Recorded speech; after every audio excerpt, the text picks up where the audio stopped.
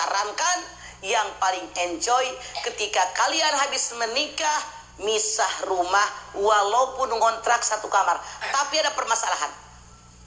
Kalau mertua Anda bilang, mama udah tua, tinggal sendirian, mana mama sakitan, tinggal di rumah mama aja ya, jangan kemana-mana, serba salah.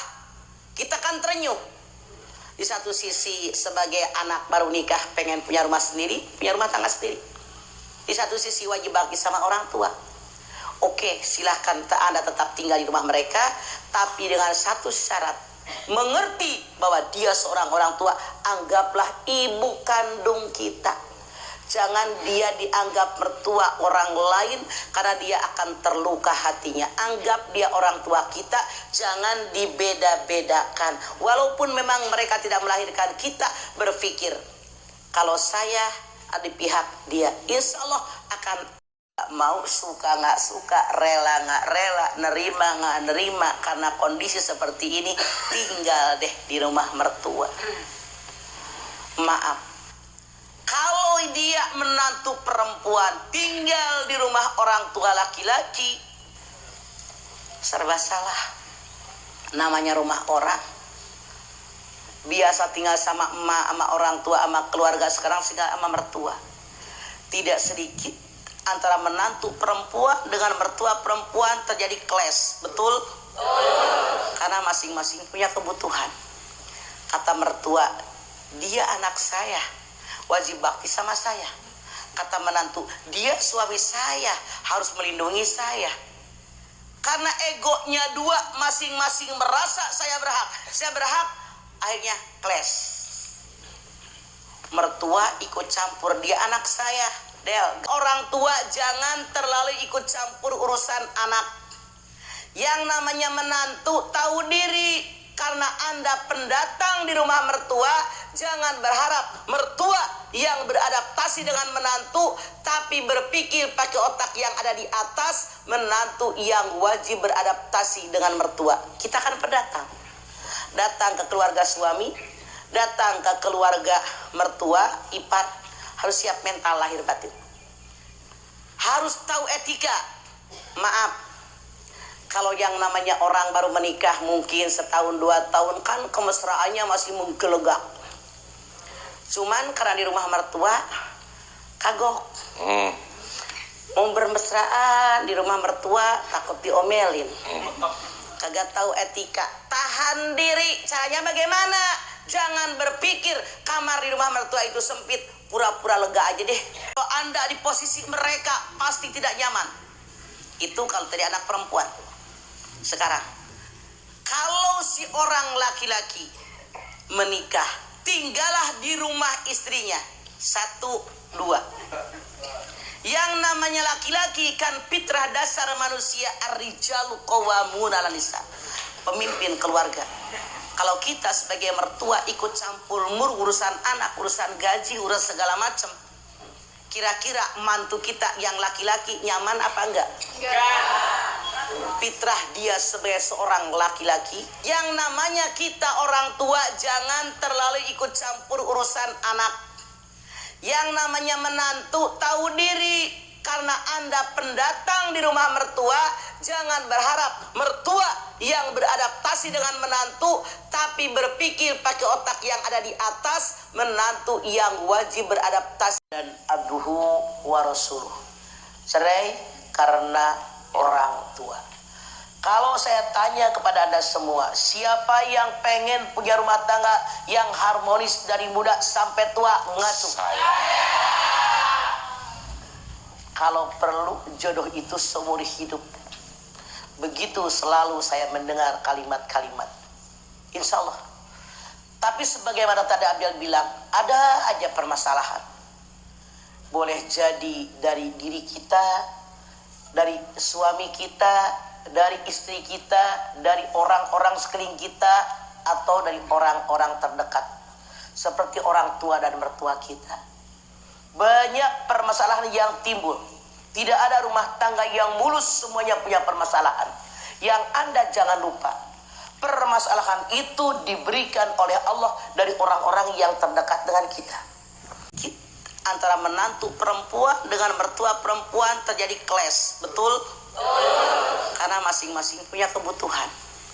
Kata mertua, dia anak saya, wajib bakti sama saya. Kata menantu, dia suami saya, harus melindungi saya. Karena egonya dua, masing-masing merasa saya berhak, akhirnya clash.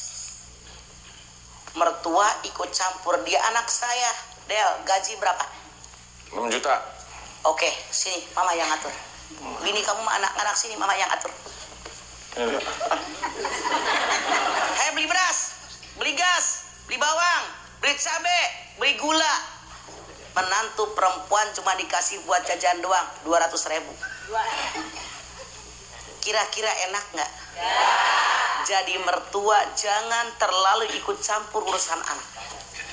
Apalagi anak. Saya punya istri dan saya mencintai istri saya. Tapi Umar mengatakan ceraikanlah istrimu. Saya tidak mau. Saya mencintai istri saya. Rupanya Umar, ayah saya ini, ngadu ke Rasulullah tentang keadaan ini. Rasul datang lalu katakan ceraikanlah istrimu. Lalu aku menceraikannya. Nah, ternyata bukan hanya kasus Abdullah bin Umar. Abu Darda berkata, ada seorang mengatakan, saya punya istri, saya pun menyayanginya, tapi ibuku menyuruh saya menceraikan istri saya. Bagaimanakah saya harus bersikap? Bukankah yang namanya anak wajib taat kepada ibunya? Karena Rasul bersabda, yang namanya orang tua kalian itu adalah merupakan kunci surga. Jaga deh. Nih, pada bawel sih. Mau kemana kalian? Mau ngapain? Jam berapa lu pulang? Gak usah pakai banyak omongan, biarin deh. Biar mereka menikmatinya. Berikan kebebasan. Karena mantu juga kagok kalau tinggal di rumah mertua yang terlalu cerewet. Apalagi nih, kalau anak mantu sudah punya anak. Yang namanya mertua kadang-kadang ikut campur. Nih mantu, kalau ngurusin anak begini, pengalaman mama tuh. Waktu suami kamu, mama beranak dia, diurusnya begini, nyuapinya begini, pakai ininya begini, terus semua diatur. Ya, menantu juga manusia. Dia pasti akan belajar. Boleh kita mengarahkan, tapi jangan terlalu ikut campur. Menantu jadi orang Jawa bilang jadi ewuh pakai wuh. Kararagok. 1, perbanyak sholat malam.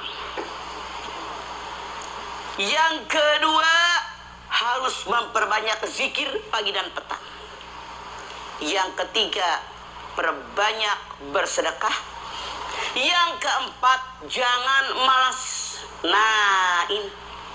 Yang pertama, perbanyak sholat malam. Sholat malam bukan perintah Rasul, bukan perintah Nabi, langsung Allah berfirman, wa minal laili fatahajjad bihi nafilatan lak.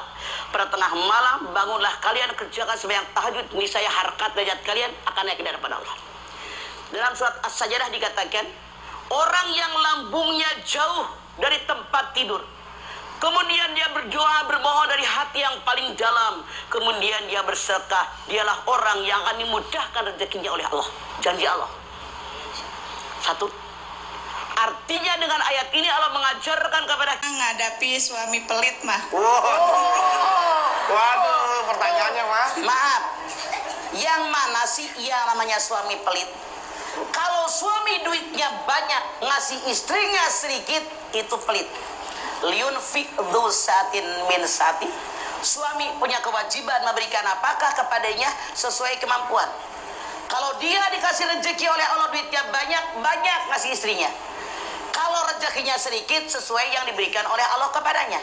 Nah, maaf, saya akan lihat satu-satu. Boleh jadi suaminya kaya ngasih duitnya sedikit, itu pelit. Atau suaminya memang rezekinya segitu-gitunya, dikasih istrinya, cuman istrinya kurang syukur, boleh juga dibilang pelit. Yang salah mana? Itu suami buat dirinya royal, buat teman-temannya royal,